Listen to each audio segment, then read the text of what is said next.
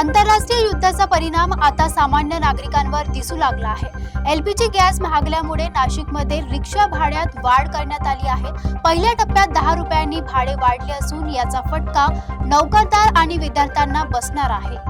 आंतरराष्ट्रीय स्तरावर सुरू असलेल्या युद्धाच्या परिणामांचा थेट फटका आता नाशिककरांच्या खिशाला बसताना दिसतोय। एलपीजी गॅसच्या दरात मोठी वाढ झाल्यामुळे रिक्षा चालकांवर आर्थिक ताण वाढलाय। याच पार्श्वभूमीवर नाशिकमधील रिक्षा चालक संघटनांनी पहिल्या टप्प्याच्या भाड्यात 10 रुपयांची वाढ करण्याचा निर्णय घेतलाय। इंधनाचे वाढलेले दर, वाहनांच्या देखभालीचा वाढलेला खर्च आणि दैनंदिन खर्च भागवणे कठीण होत असल्यामुळे हा निर्णय घ्यावा लागल्याचं रिक्षा चालकांनी म्हटलंय। मात्र या दरवाढीचा थेट परिणाम रोज रिक्षाने प्रवास करणाऱ्या नागरिकांवर होणार आहे। विशेषतः नोकरदारांवर्ग आणि विद्यार्थ्यांचे प्रवासाचे बजेट यामुळे कोलमडण्याची शक्यता आता व्यक्त केली जाते।